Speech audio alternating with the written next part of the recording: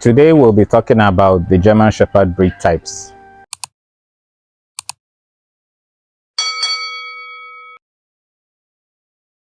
Historically, all German Shepherd dogs come from the same pool, from what von Stephanes created, from sheepdogs that he selected, and from Holland, and up to today, they've all had those similar traits, and they are assessed based on those traits that have been selected. However, there are some identifiable traits today that have made us classify them as quote-unquote types.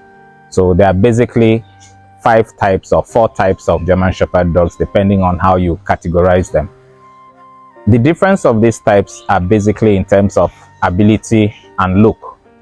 Those are the key things that differentiate these two dogs. So the physical look and then the capabilities of the dog. So in terms of structure, they differ. In terms of color and appearance, they differ. I'll start with the West German line dogs, which were bred to meet what von Stephanes wanted. Okay, so they have ability, they have the temperament, they have the work ethic, and then they have the drive. Those dogs most resemble what von Stephanes wanted, and they were bred in accordance with that, so they meet those standards. Largely, they come in black and tan, so you see them all over the place. Say black and tan and sable. They are very good to look at. They are pleasing to the eye. The next set of types that I'll call will be the East DDR dogs. Those ones were bred by the East German strictly selectively for security and guard work, and any dog that didn't meet the standards was euthanized.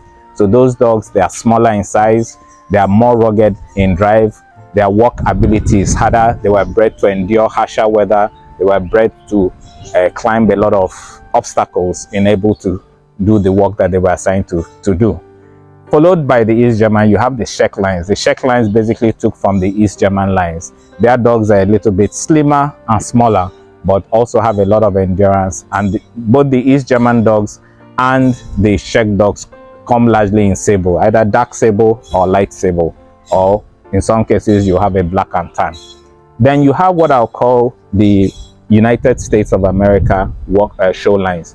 Those ones are bred specifically for their looks, okay, and for their conformation. They have a much more tilted back, as the American Kennel Club has approved. So you see them, they have a much more sloping back than most other German Shepherd dogs you have. There are some of those dogs you find also in what I'll call the European German Shepherd dogs, looking like the American German Shepherd dogs, but they're a bit bulkier. The European version of those dogs are a bit bulkier, have a bit of weight, much more weight than those of the United States. But like I said earlier, all these dogs come from the same line. There's really one German Shepherd.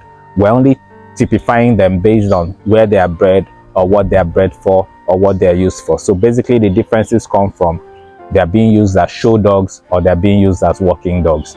Today, with the sport of IGP and agility, more working dogs are coming into the sphere. They don't work on the conformation. They are much more interested in their ability, their temperament, their work ethic, and their drive, much more than what they look like.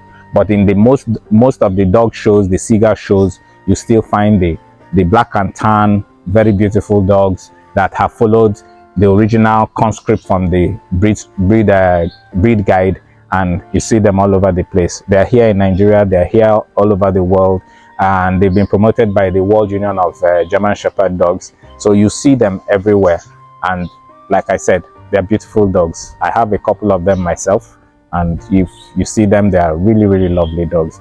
They also have drive, but not as much as my working lines have the drive. So let me summarize. Those types come from one line, the original German Shepherd dog. The differences are only in structure, in color, and appearance. In terms of drive, you find capable drives in all of them. In terms of work ethic, you can find them doing all the work. In terms of temperament, they have wonderful and brilliant temperament. In terms of trainability, the dogs are very, very trainable. And in terms of ability, it differs depending on what they are bred for. Thank you.